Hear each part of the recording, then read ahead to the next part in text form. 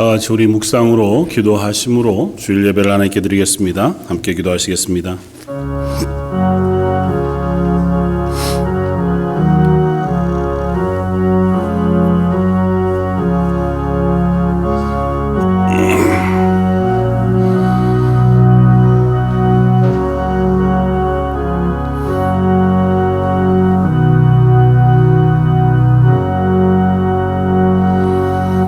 여호와여, 의의 호소를 들으소서.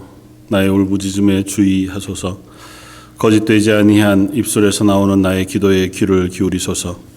주께서 나를 판단하시며 주의 눈으로 공평함을 살피소서. 나는 의로운 중에 주의 얼굴을 배우리니 깰 때에 주의 형상으로 만족하리이다. 아멘. 우리를 감찰하시며 우리의 찬양과 경배와 예배를 받으시는 하나님 앞에서 예배하는 저희들의 예배를 받아주시길 원합니다. 저희의 삶 가운데 늘 주목하시며 우리의 삶을 주관하시는 하나님, 저희의 삶의 연약한 것들은 하나님 앞에 회개하며 하나님 앞에 나아가오니 저희를 고치시고 하나님의 은혜로 덮어 주옵소서. 오늘 말씀 예수님 이름으로 기도드립니다. 아멘. 전능하사 천지를 만드신 하나님 아버지를 내가 믿사오며 교회 아들 우리 주 예수 그리스도를 믿사오니 이는 성령으로 잉태하사 동정녀 마리아에게 나시고 본디오 빌라도에게 고난을 받으사 십자가에 못 박혀 죽으시고 장사한 지 사흘 만에 죽은 자 가운데서 다시 살아나시며 하늘에 오르사 전능하신 하나님 우편에 앉아 계시다가 저희로서 산 자와 죽은 자를 심판하러 오시리라. 성령을 믿사오며 거룩한 공회와 성도가 서로 교통하는 것과 죄를 사하여 주시는 것과 몸이 다시 사는 것과 영원히 사는 것을 믿사옵나이다. 아멘. 찬송가 27장을 함께 찬양하시겠습니다.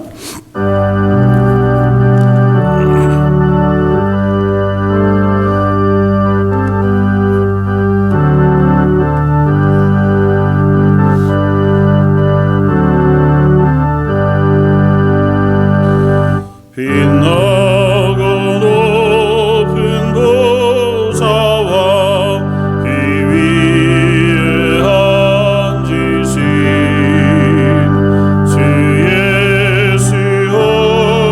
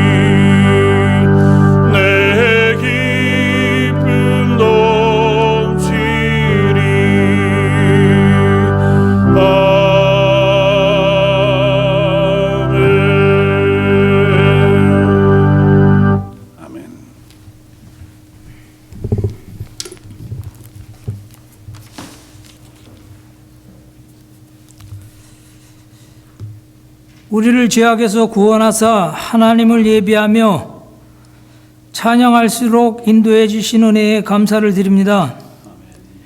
이 시간 우리 예배에 함께 하셔서 믿음으로 드리는 우리 신앙 고백을 받아 주시옵소서.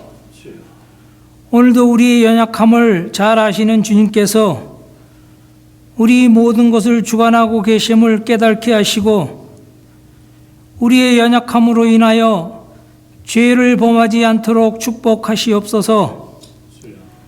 매일매일 반복되는 육신의 삶 가운데 얽매이지 않게 하시고 늘 말씀을 생각하며 주님의 인도하심을 의지하는 삶을 살아가도록 주님 주장하여 주시옵소서.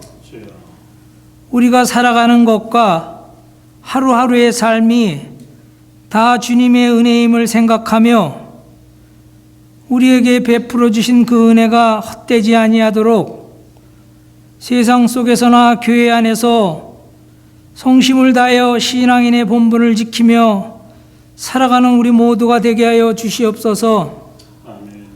사랑이 많으신 하나님 아버지, 주님의 핏값으로 세우신 이 런던 제일장로교회도 모든 성도님들을 사랑하시고 또 코로나 사태로 흩어졌던 우리 모두를 다시 한번 한 성령 안에서 하나 되게 하시어 담대한 믿음으로 각자에게 주신 은사대로 헌신하며 서로의 부족함을 채워가며 협력하여 선을 이루게 하시옵소서. 그리하여 하나님께서 이 교회를 세우실 때 맡겨주신 그 사명들을 잘 감당하게 하시고 그 일로 인한 모두의 기쁨이 있게 하여 주시옵소서.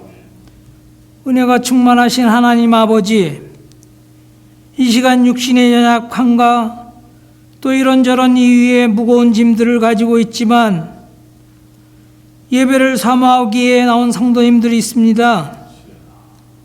그들이 간절한 마음으로 기도할 때에 그들의 음성을 들으시고 그들의 심령에 평안함을 주시옵소서.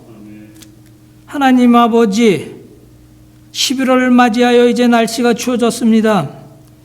교회 안에 계신 어르신들, 추운 날씨로 인하여 건강을 잃지 않게 하시며 이 긴 겨울을 이길 수 있는 건강을 허락하여 주시옵소서. 무엇보다도 그들에게 신앙의 건강을 주시어서 남은 인생이 하나님의 백성으로 사는 보람을 느낄 수 있도록 성령님 인도하여 주시옵소서. 오늘도 복음의 불모지에 나가 복음의 증거자가 된 모든 성도님들을 기억하시고 그들의 수고와 헌신을 통하여 그 땅 가운데 복음이 뿌려지며 열매를 맺게 하시옵소서. 오늘도 준비한 말씀을 선포하신 목사님과 함께 하시어 전하는 자나 듣는 모두에게 은혜가 되기를 간절히 소원하며 이 모든 기도 우리 주 예수 그리스도의 이름으로 감사하며 기도드리옵나이다.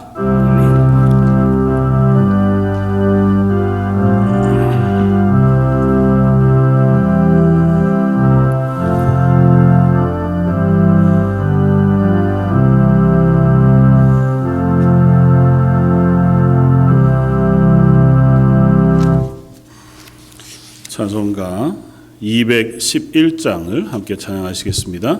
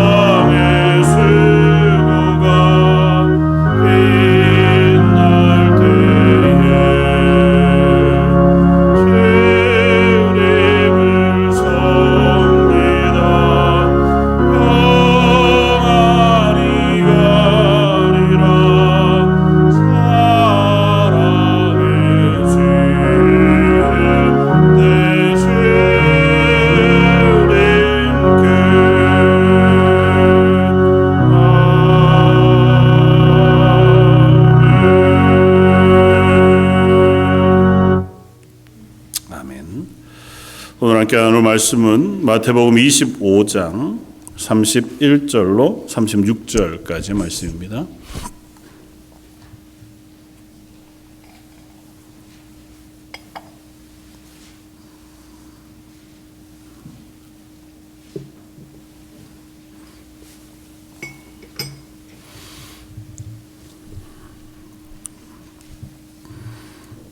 마태복음 25장 31절로 36절까지.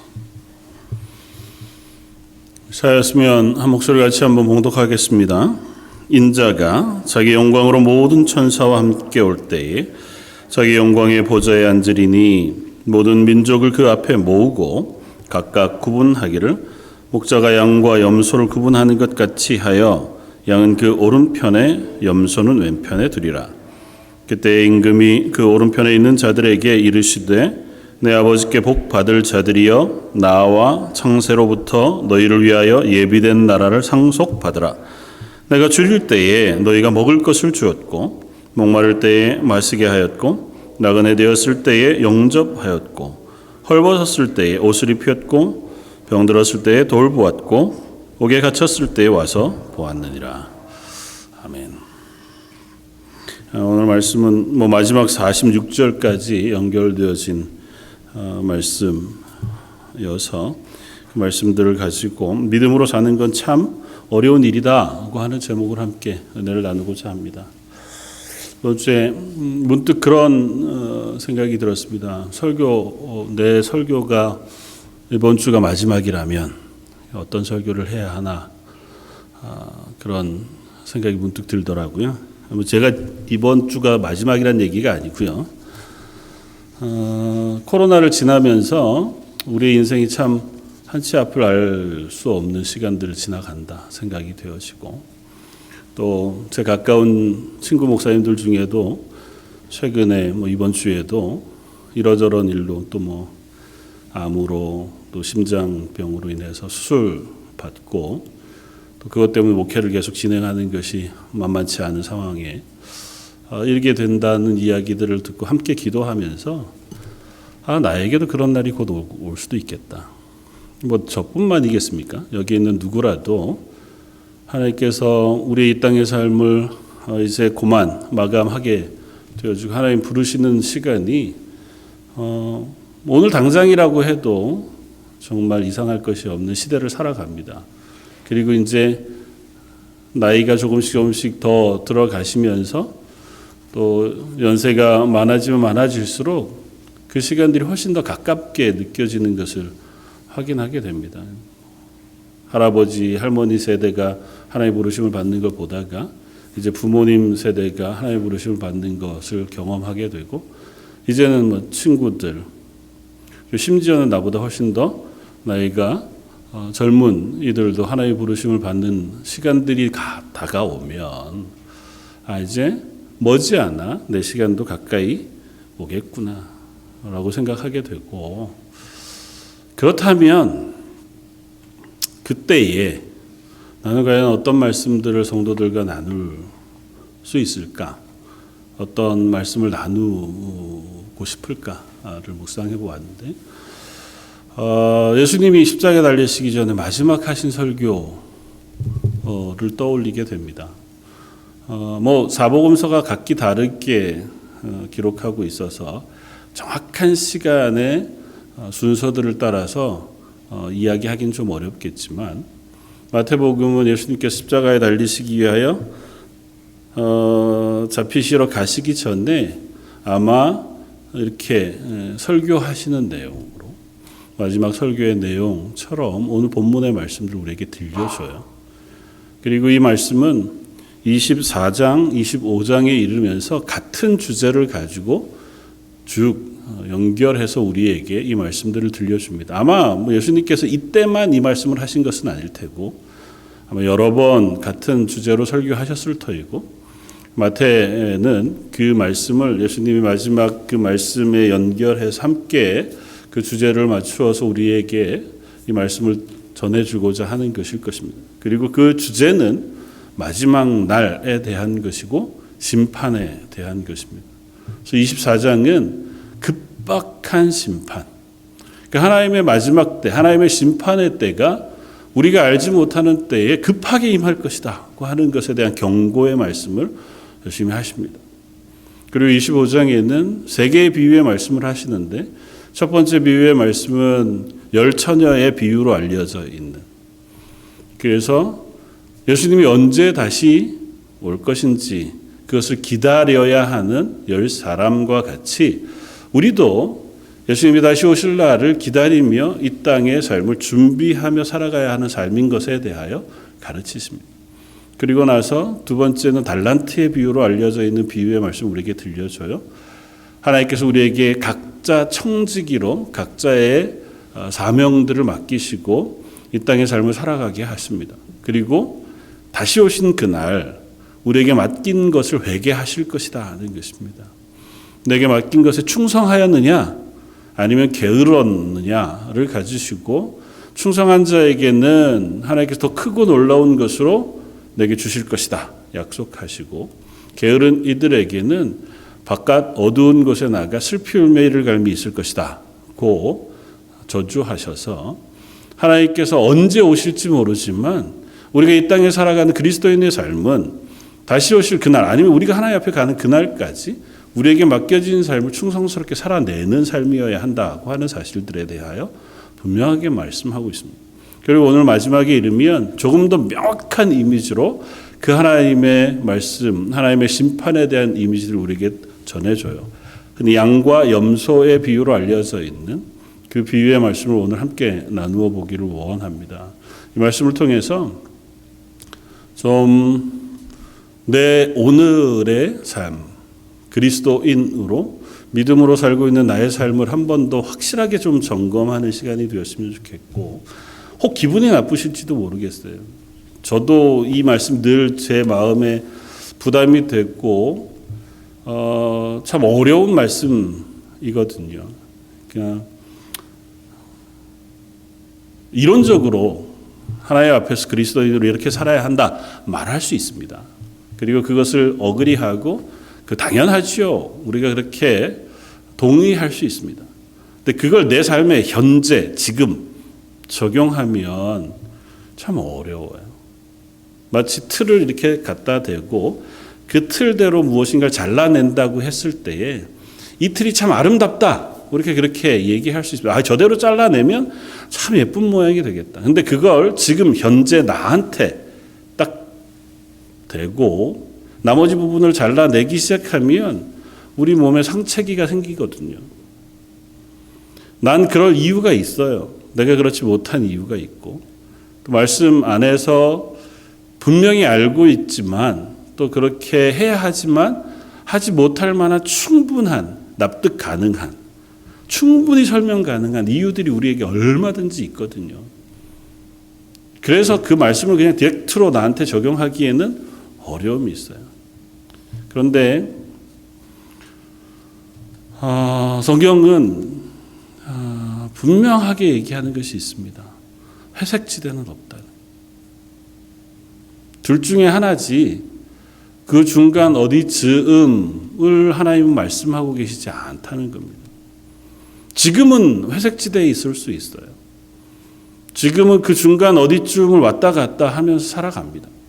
그러나 하나님 앞에 설 때에는 흑이냐 백이냐지 그 중간 어디쯤에 나 이쪽이 조금 더 퍼센트가 높습니다. 45대 55쯤 되니까 제가 55에 가까운 반올림하면 이게 맞습니다. 그럴 수 없어요. 하나님 그걸 명확히 가르칩니다. 오늘 비유의 말씀으로 우리가 이해하자면 양이냐 염소냐지 그 중간에 양과 염소 어디쯤은 없어요.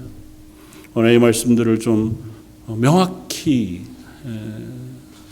묵상해 보는 시간이었으면 좋겠다 생각이 되었습니다. 첫 번째, 하나님의 심판은 반드시 임한다는 것입니다. 다른 말로 표현하면 우리는 반드시 죽습니다. 이 세상의 삶은 영원하지 않습니다. 내가 내 삶을 내 뜻대로 살아가는 시기는 반드시 끝이 납니다. 내가 내 삶을 책임질 수 있을 거라고 생각하는 시간 반드시 끝이 납니다. 오늘 본문 31절 이렇게 시작합니다. 인자가 자기 영광으로 모든 천사와 함께 올 때에 자기 영광의 보좌에 앉으리니 모든 민족을 그 앞에 모으고 각각 구분하기를 목자가 양과 염소를 구분한 것 같이 할 것이다. 인자가 예수님께서 자기의 영광으로 모든 천사와 함께 올 때에 그날이 올 것입니다. 성경은 지속적으로 이야기를 해요. 예수님은 비유의 말씀을 통해서 반드시 그날이 임할 것에 대해서 이야기합니다. 그리고 반드시 그날은 우리가 알지 못하는 때에 임할, 우리가 계획하고 준비하지 못할 그날에 임해요. 이게 제일 크고 두려운 일이잖아요. 내가 나의 죽음을 준비할 수 있다면, 내가 이 시간이 끝나는 날을 명확히 알 수 있다면 우리는 준비할 수 있죠. 그리고 그걸 위해서 계획할 수 있습니다. 그리고 그것 때문에 나는 오늘을 좀 여유 있게 살아갈 방법도 생길지 몰라요.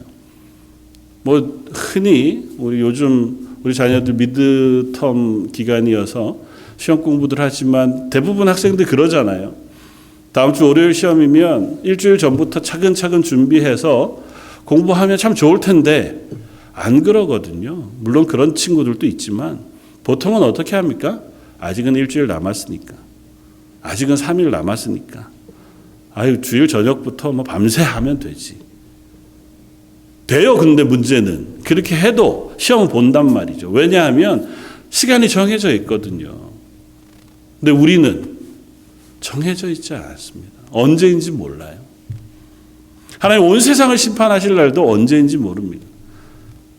각 개인이 하나님 앞에 부르심을 받는 날도 언제인지 몰라요. 그러나 반드시 옵니다. 하나님 그건 성경에서 분명히 약속하셨고 말씀하셨습니다. 그리고 우리의 조상들, 우리가 알고 있는 많은 사람들의 예를 우리가 보듯이 그 어느 누구도 영원히 계속 살지 않았습니다. 때가 되면 하나님이 부르셔요. 오래, 제가 얘기했던 것처럼 길어야 80년. 요즘은 좀 100세 시대 그러니까 100세.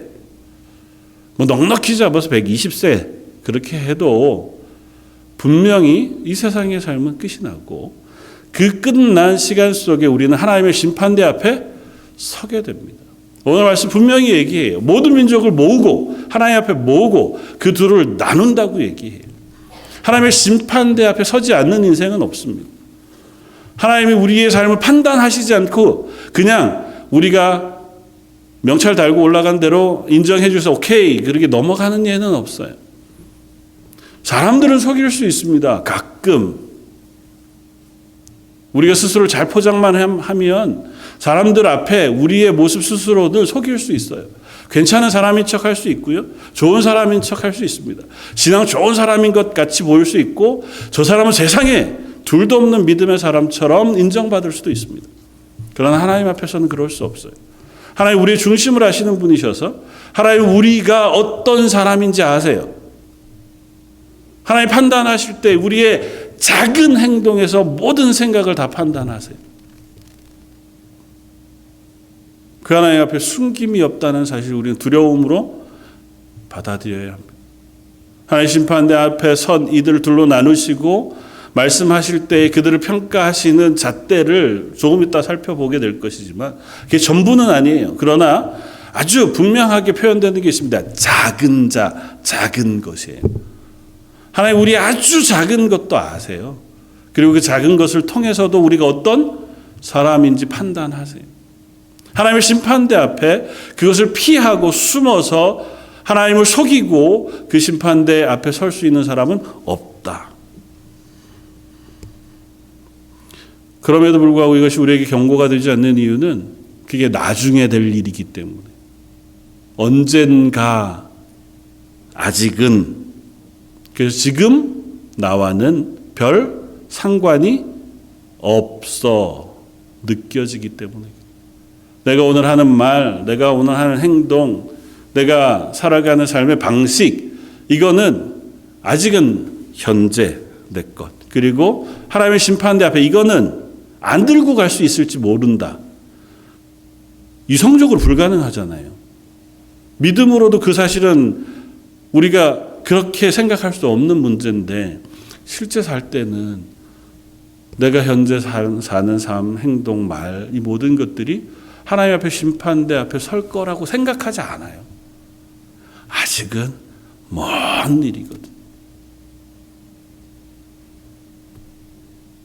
사랑하는 성도 여러분, 분명한 것은 하나님의 심판은 반드시 있습니다.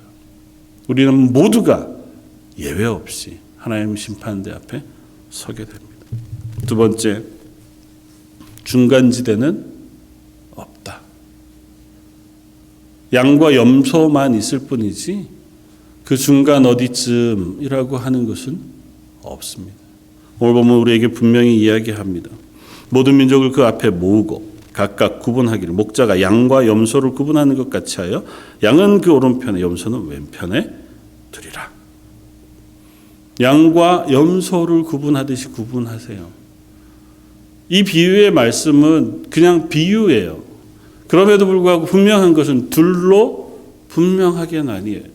하나님의 말씀으로 따지면 하나님의 나라 천국에 갈 사람과 지옥의 영원한 형벌에 떨어질 사람으로 나뉘지 중간 어디즈음을 가는 그런 일은 없습니다. 캐톨릭에서 얘기하는 연옥 없어요. 그런 것은 없습니다. 영혼 멸절설, 이 땅에서 살아가던 사람들이 죄를 범하면 천국엔 못 가지만 그냥 다 영혼이 없어지고 마는 그런 것도 없습니다.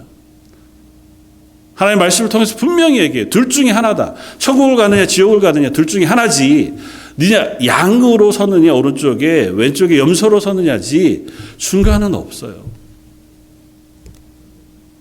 왜 착각하지 말아야 합니다. 저 여러분들 둘 중에 하나예요. 하나님 나라에 들어가든지 지옥에 가든지. 하나님 긍휼한 하나님이시고 제가 말씀 가운데도 늘 긍휼하신 하나님에 대한 그 은혜를 붙잡기를 사모해요. 그래서 저 여러분들 모두 다 하나님의 나라의 백성인 줄 믿습니다. 그리고 저 여러분들 모두 다 하나님 나라에 들어가 천국의 삶을 살아갈 것이라고 확신합니다. 제가 확신하는 게요. 어쩌면 의미가 없을지 몰라요. 제가 확신한다고 여러분들이 천국 갑니까? 제가 확신한다고 제가 천국을 갑니까? 하나님이 천국에 들이셔야 천국을 갑니다. 엄밀히 이야기하면 하나님의 심판대 앞에 서기 전까지 우리는 알 수 없어요. 그래서 두렵고 떨림으로 너의 구원을 이루라고 끊임없이 말씀하고 있는 거예요. 구원을 받기 위해서 애써라 이 얘기는 아니에요. 참 오해하시지 마세요. 우리가 애쓰면 구원을 얻을 수 있고 아니면 못 그 얘기를 하는 게 아닙니다. 너의 신분이 무엇인지 끊임없이 확인하라는 거예요. 왜 양과 염소예요? 양과 염소는 아예 달라요. 뭐 헷갈릴 이유가 없어요. 양하고 염소를 구분 못하는 사람이 누가 있습니까? 심지어 목자가. 이스라엘은 양과 염소를 섞어서 같이 방목한다고 해요. 그러니까 잠잘 때는 그들을 불러다가 그 둘을 따로 모아서 각기 염소 울타리에 양 울타리에 이렇게 넣어서 그렇게 잠을 재워요. 근데 목자가 얘가 염소인지 양인지 아직 잘 구분이 안 되는 애가 있어. 그런 게 있을까요? 없어요. 분명합니다. 아무리 어려도 머리에 뿔이 나지 않아도 털이 곱슬거리지 않아도 색깔이 하얗지 않아도 얘가 양인지 얘가 염소인지는 분명히 구분이 돼요. 그 둘은 완전히 다른 종자예요. 하나님 앞에 하나님의 나라 가는 믿음의 사람들 그렇지 않은 사람은 완전히 다른 사람들이에요. 하나님의 구원의 은혜를 아는 사람과 예수 그리스도의 십자가의 보혈을 모르는 사람은 다른 사람이에요. 다시 표현하면 구원받은 사람과 그렇지 않은 사람은 확연히 다른 삶을 살 수밖에 없어요. 나는 믿음이 있노라 이야기하지만 그 믿음대로 살지 않는 방법은 없어요. 하나님의 구원이 내게 임했습니다. 성령이 내 가운데 임하셨어요. 그것으로 인해 하나님의 자녀가 되었습니다. 그런데도 불구하고 나는 하나님의 자녀처럼 살지 않고 구원받지 못한 사람처럼 살 수 있습니다. 그런 능력이 있는 사람은 아무도 없어요. 성령이 내 안에 계신데 그건 성령을 무시하는 거죠. 성령이 내 속에 임하셨는데 그 성령의 영향을 받지 않고 내 마음대로 살 수 있다. 그런 사람은 없어요. 그러니까 양과 염소인 거예요. 둘로 구분되는 거예요. 구원받은 사람, 그렇지 않은 사람. 물론 내가 언제 구원받았느냐라고 하는 것에 또 다른 질문이 생길 수 있죠. 교회는 30년 다녔으나 하나님의 구원의 은혜를 입은 것은 그 30년 마지막 2년쯤 어디쯤 28년째 되던 그 해쯤 하나님의 말씀의 은혜를 주셔서 비로소 예수 그리스도의 십자가를 구원의 은혜로 깨닫게 되어졌다. 그럴 수는 있죠. 그러나 구원받은 사람과 그렇지 않은 사람은 반드시 다릅니다. 둘로 구분이 돼요. 저 여러분들도 하나님 앞에 둘 중에 하나예요. 예수 그리스도의 보혈의 피로 구원을 받았느냐? 그렇지 않았느냐. 그래서 오늘 본문을 보면 24절에 그때의 임금이 그렇게 써요. 인자가 이 땅에 오셔서 사람들을 모으시는데 그때 그 인자를 직분으로 임금이라고 표현합니다. 다시 말하면 심판대의 심판주로 예수님의 신분을 다시 설명해요. 양과 염소를 나누시고 그 둘을 구분하시면서 그 둘의 삶을 판단하시는 판단자로 예수님을 쓰세요. 그리고 한쪽에 있는 양들에게 말합니다. 그때 임금이 그 오른편에 있는 자들에게 이르시되 내 아버지께 복 받을 자들이여 나와 창세로부터 너희를 위하여 예비된 나라를 상속받으라. 복 받을 자들이여 그렇게 이야기합니다. 근데 이 복 받을 자들이여는 앞으로 니들이 복을 받을 것이다 그 의미가 아니에요. 너의 신분은 이미 복을 받을 자들로 정해져 있다는 거예요. 오른편에 있는 양들을 향하여 너희가 이제는 앞으로 복을 받게 될 거야 라고 설명하는 게 아니에요. 너희는 이미 하나님의 구원을 받은 사람들이라고 하는 신분을 불러주시는 거예요. 그리고 그 신분 때문에 그들이 얻는 건 뭐라고요? 앞으로 상속받을 하나님의 나라를 상속받게 돼요. 상속은 뭡니까? 상속받을 자격이 있는 자에게 주어지는 거잖아요. 아직 내가 상속을 받지 못한 이유는 상속해 주시는 분이 아직은 그 권한을 가지고 계시기 때문에. 근데 때가 되면 그 권한을 상속받을 이에게 넘겨줘요.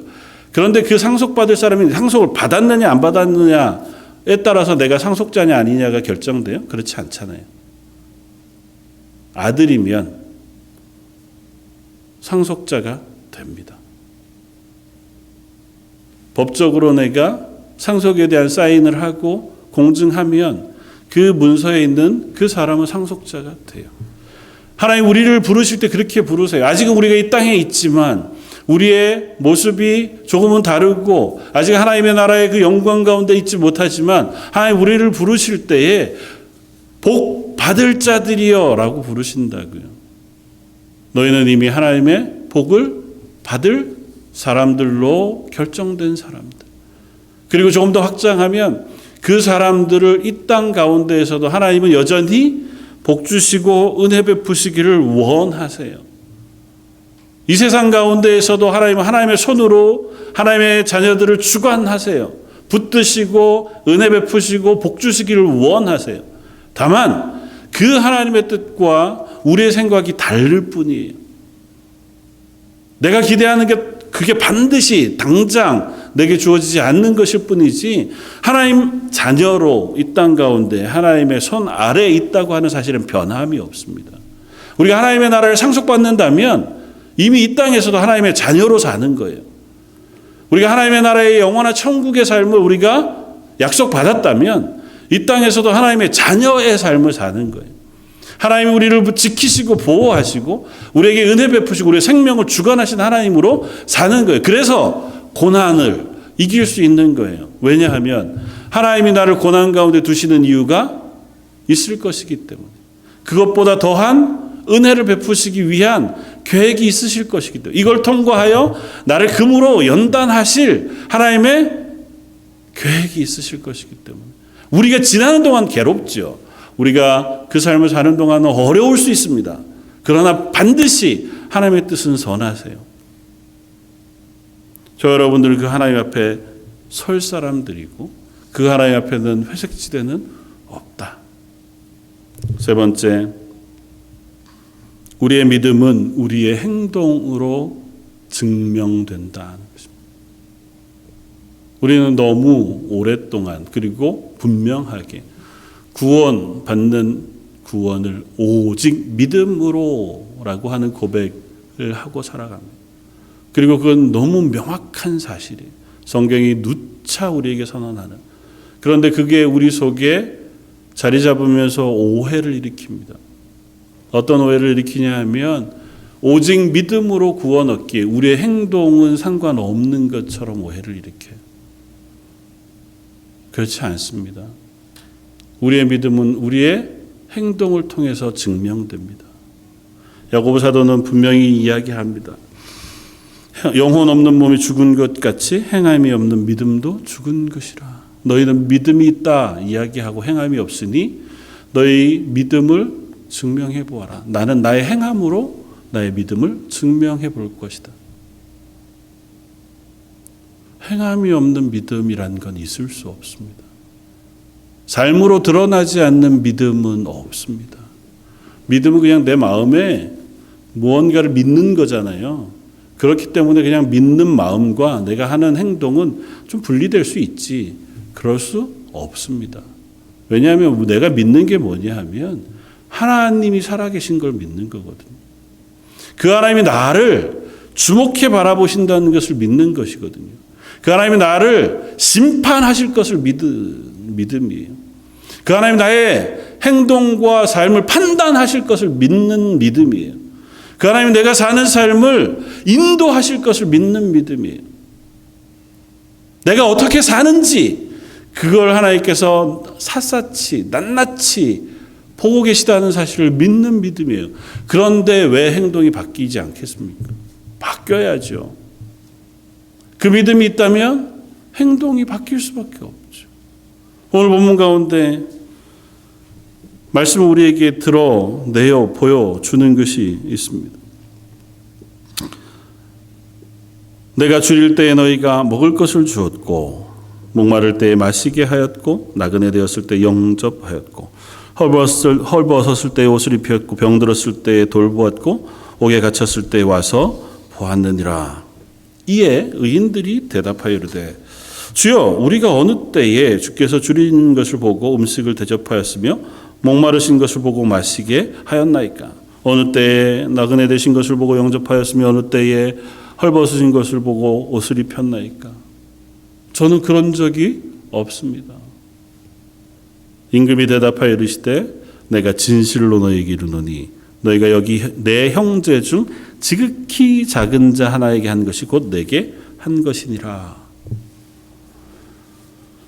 뒤이어 왼편에 있는 염소들에게도 똑같은 말씀을 하세요.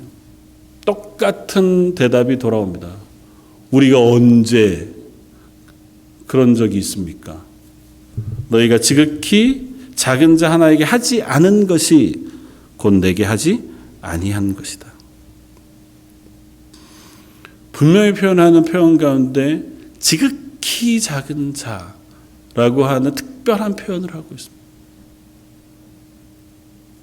여기서 예수님이 말씀하신 선행은 아주 단순해요. 본문에서 보여주고 있는 것은 25절에는 줄일 때 먹을 것을 주고 또 목마를 때 마시게 하고 나그네 되었을 때 영접하는 것은 신명기에서 하나님께서 명령하신 율법의 가장 일반적인 명령이에요. 너희가 이웃을 사랑하라 명령하셨을 때. 그리고 36절에 얘기하는 이 본문은 그 율법의 명령을 조금 더 지나서 하는 고백이에요. 다시 말하면 우리가 이 땅을 살아가면서 하나님의 사람으로 선을 행하며 살아가게 하는 명령을 순종하는 삶. 그리고 그것은 이웃을 사랑하라고 하는 명령 안에 고백되어지는, 조금 더 나아가면 이웃뿐 아니라 조금 축소해서 믿는 사람, 믿는 가정에게 너희가 선을 행하라고 하시는 말씀. 안에 우리는 고백으로 들을 수 있습니다. 이 두 절 가운데 이 하나님의 나라를 상속받는 이유에 대해서 말씀하시는 그 말씀은 다른 게 아니었어요. 그들은 뭔가 거대한 것을 한 것도 아니었고 뭔가 거대한 사명을 받아 그것을 실행한 것도 아니었어요. 그냥 삶 사는 동안 아주 작은 일들 앞에 신실했습니다. 착하게 살았고 선하게 살았어요. 그리고 그는 아주 약한 사람, 나에게 무엇인가를 갚을 능력이 없는 사람, 내가 아무리 좋은 일을 해도 저 사람은 나에게 그걸 갚아줄 능력이 없는 작은 소자, 그 사람임에도 불구하고 그가 필요할 때 내가 도움을 주고 위로가 필요할 때 위로해주고 격려해주고 사랑해주고 그렇게 했어요. 그게 그 사람의 삶이었습니다. 하나님은 그 삶을 칭찬하세요. 행동을 칭찬하는 게 아니고 그 삶의 고백을 칭찬하는 거예요. 그 삶의 고백이 뭐냐 하면 믿음이에요. 그 사람이 그렇게 살 수 있었던 것은 그가 하나님을 믿었기 때문이에요. 좁게는 율법의 말씀, 하나님 명령하신 명령이기 때문에 순종했어요. 넓게는 명령에 순종하는 것뿐만 아니라 하나님이 살아계신 하나님이신 줄 알아서 내가 내 삶 속에 행동을 선하게 하기를 기뻐했습니다. 우리의 행동은 우리의 마음을 드러냅니다. 우리의 말은 우리의 마음의 표현을 드러내요. 사랑하는 성도 여러분, 저 여러분들은 과연 하나님 앞에 믿음의 삶을 살아가고 있습니까? 우리의 말과 행동은 하나님 앞에서 그리스도인인 것을 증거하며 살아가고 있습니까? 오늘 매일 이 순간이 하나님의 심판대 앞에서의 마지막 삶의 시간이라면 과연 나는 그 하나님 앞에 설 준비가 되어진 채로 살아가고 있습니까?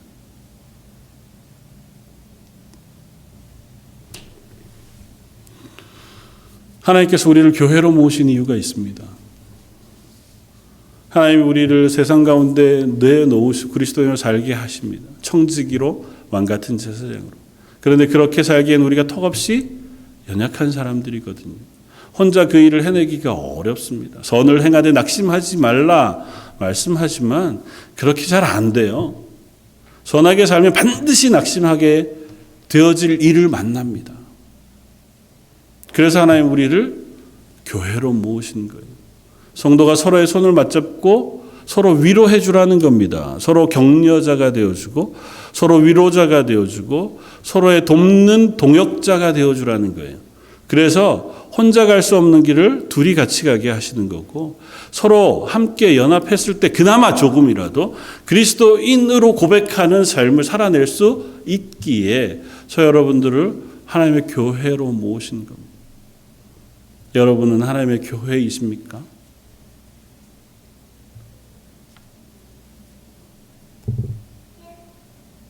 저 여러분은 과연 하나님 앞에서 나는 오늘 하나님의 교회로 신실하게 서기 원합니다. 그렇게 고백하고 살아가고 있습니까? 저 여러분들의 우선순위는 과연 믿음의 사람으로 살아가고자 하는 그곳에 있습니까? 흔히들 그런 이야기를 많이 합니다. 우선순위, 그리스도인으로 시간과 상황 속에 나의 우선순위를 정하는 것. 여러분들에게 하나님은 여러분의 제일 우선순위에 있으십니까? 믿음으로 살아가는 삶은 여러분들의 삶의 제일 우선순위에 있습니까? 오늘 하나님을 기뻐하는 삶, 하나님을 예배하는 삶, 하나님의 말씀에 순종하는 삶은 저 여러분들의 우선순위에 있습니까? 아직 그때가 가깝지 않았으니 아직은 내가 시간이 필요해서 아직은 우리가 믿음이 연약하니 조금 하나님께서 우리를 봐주시죠. 그랬으니까 저희가 아직도 살아있죠. 하나님 우리를 긍휼히 여기시지 않았다면 우리가 이 자리에 앉아서 예배드릴 수 있는 자격을 가진 사람이 아무도 없었을 겁니다. 그러나 그날이 계속되리라는 보장은 없습니다.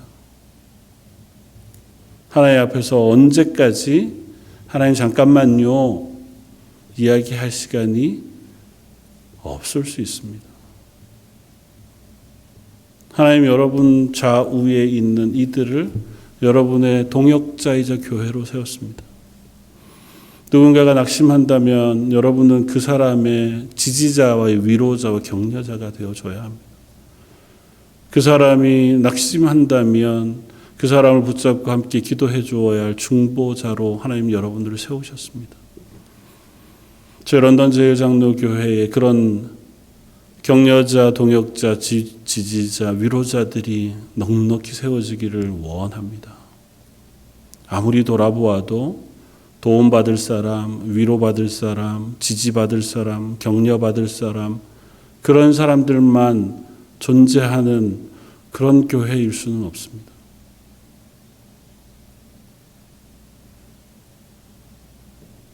저 여러분들이 이 땅 가운데 그리스도인으로 살아가면서 누군가로부터 나는 격려만 좀 받을 수 있다면, 누가 날 이해만 잘 해준다면 그래도 난 그리스도인으로 살아갈 수 있을 텐데, 아니요, 이젠 우리는 그 단계를 넘었어요. 성령님께서 우리 가운데 오셨고 우리를 하나님의 구원받은 그리스도인으로 만드셨습니다. 떨치고 일어나서 저 여러분들이 이제는 격려자가 되고 위로자가 되고 기도자가 되고 동역자가 되고 예배자가 되는 하나님의 사람 되어지면 좋겠습니다. 지금 당장 주 예수여 어서 오시옵소서 기도해도 부끄럽지 않을, 아니 부끄럽지만 그래도 그 하나님을 사모할 만한 그런 자리에 설 수 있는 저와 여러분들이었으면 좋겠습니다. 나의 우선순위가 나의 평안함이거나 나의 즐거움이거나 내가 버는 돈, 내 사업이거나 혹은 또 다른 무엇이 되기 전에 하나님을 예배하고 하나님의 말씀을 묵상하고 하나님의 말씀대로 이웃을 사랑하고 누군가를 지지해주고 격려해주고 위로해주고 함께 하나님의 사람으로 세워져가는 교회가 되는 것, 그것이 여러분들의 우선순위였으면 좋겠습니다. 마지막으로, 그렇기 때문에 부끄러운 구원이라는 건 없습니다. 표현이 좀 애매한가요? 나중에 그렇게 얻는 구원은 없습니다. 아직은 내가 준비가 안 됐지만 나중에 그렇게 구원을 향해 가는 방법은 없습니다. 하나님께서 우리에게 허락하신 구원은 그 구원으로 완전합니다. 예수님의 십자가의 보혈로 바꾸신 변화는 우리에게 너무도 크고 놀라우며 충분합니다. 예수님의 십자가의 보혈로도 내가 바뀌어지지 않는다면 우리는 바뀔 수 없는 사람들이에요. 성령이 우리 가운데 오셔서 역사하셨는데도 변하지 않는다면 우리는 소망이 없는 사람들입니다. 그런 소망 없는 우리를 찾아오셔서 기꺼이 지금까지 기다려주시면서 하나님의 사람, 하나님의 백성, 그리스도인 교회 되기를 하나님께서 기다리셨다면 이제는 교회가 되기를 원합니다. 이제는 성도가 되길 바라고, 이제는 동역자가 되길 바라고, 이제는 위로자가 되길 바라고, 이제는 누군가를 위하여 격려하는 격려자와 지지자가 되어주고, 이제는 중보하며 기도하는 기도자가 될 수 있는 저와 여러분들이었으면 좋겠습니다. 다른 사람, 누군가, 교회, 목사 탓하지 마세요. 그런 것 영향받을 만큼 여러분들 약하지 않습니다. 만약에 그렇게 여러분들을 약하게 할 만한 요소들이 있다면 위에서 기도해 주십시오. 그를 격려해서 함께 하나님의 사람으로 서갈 수 있기를 힘쓰십시오. 그러고도 남음이 있을 만큼 충분히 저 여러분을 하나님의 사람으로 서는 사람들인 줄 믿습니다.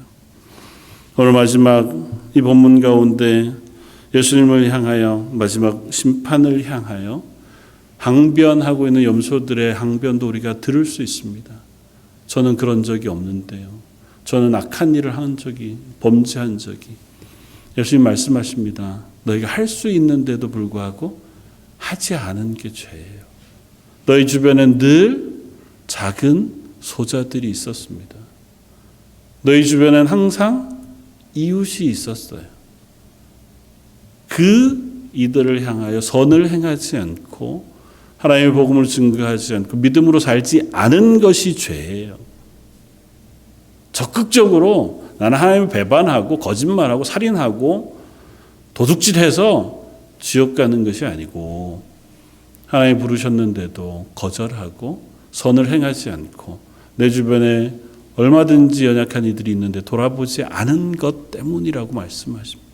아주 작은 일에 충성하는 자들, 그들이 큰 일에도 충성할 수 있습니다. 또 여러분들이 작은 일에 신실할 때 하나님께서 저와 여러분들을 하나님의 귀한 일에도 써주실 줄 믿습니다. 저희 런던 제일장로교회 하나님 앞에 서서 하나님의 은혜를 인하여 하나님의 교회로 세워져 가고 믿음으로 세워져 가는 저 여러분들 되시기를 주님의 이름으로 축원을 드립니다. 기도하겠습니다. 하나님,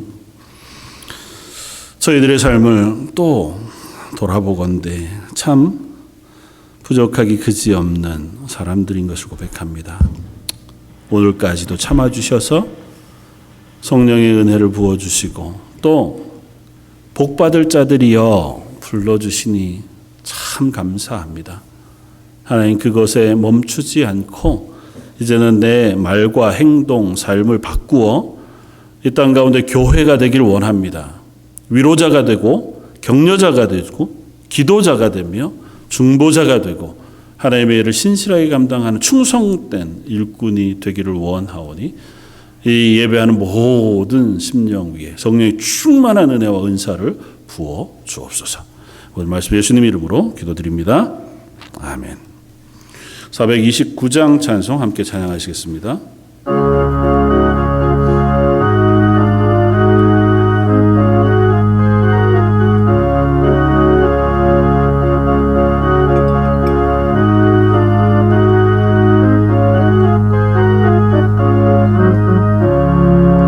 세상 모든 풍파 너를 흔들어 약한 마음 낙심하게 될 때에 내려주신 주의 복을 세워라. 주의 크신 복을 내가 하리라. 받은 복을 세워보아라. 크신 복을 내가 하리라. 받은 복을 세워보아라. 주의 크신 복을 내가 하리라. 세상 근심 걱정 너를 들들고 십자가를 등에 지고 나갈 때 제가 내게 주신 복을 세워라. 두려움 없이 항상 찬송하리라. 받은 복을 세워보아라. 크신 복을 내가 하리라. 받은 복을 세워보아라. 주의 크신 복을 내가 하리라. 세상 권세 너의 앞길 막일 때 주만 믿고 낙심하지 말아라.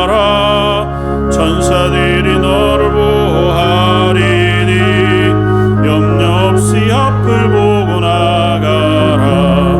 받은 복을 세워라. 크신 복을 내가 하리라. 받은 복을 세워보아라. 주의 크신 복을 내가 하리라. 아멘. 광고 말씀 주보를 참고해 주시면 좋겠습니다. 계속해서 예배의 자리 또 기도의 자리에 설 수 있는 저와 여러분들이었으면 좋겠습니다. 오늘부터 이제 데이라이트 세이빙 타임이 끝이 나서요. 1시간 좀 더 늦게 하루를 시작하고 또 1시간 일찍 어두워지기는 합니다. 또 계절이 겨울이 되어서 또 뭐 여러 가지 일에 힘을 내기가 쉽지는 않지만 적어도 예배하는 일, 기도하는 일, 또 말씀 묵상하면서 그리스도인을 살아내는 일에 수고해 주시고 힘내 주시기를 부탁을 드립니다. 어르신들 위해서 기도해 주시고 연약한 가정들 생각하면서 기도해 주시고 함께 예배할 수 없는 가정들 격려해 주시고 위로해 주시기를 부탁을 드립니다. 특별히 수요 예배 또 토요일 새벽 예배 끝나고 우리 교회 청소하는데요. 점점 이렇게 함께 하실 분들이 적어서 쉽지 않습니다. 수요 예배 또 새벽 예배 끝나고 함께 교회를 섬기는 일, 그런 일들의 시간들을 좀 내셔서 돌아가면서라도 한 번씩 함께 그 일에 동참해 줄 수 있는 여러분들 되면 좋겠습니다. 제가 한번 기도하겠습니다. 지금은 우리 주 예수 그리스도의 무한하신 은혜와 아버지 하나님의 그 크신 사랑하심과 성령님의 위로 교통하시고 우리에게 은혜 베푸셔서 이 땅을 그리스도인으로 살아가게 해 주심이 버리시게 예배하며 하나님, 제가 믿음으로 이 땅에 삶을 살아가겠습니다 다짐하는 모든 성도들과 자녀와 가정과 하는 일들 위해 지금부터 영원까지 함께 계실지어다. 아멘.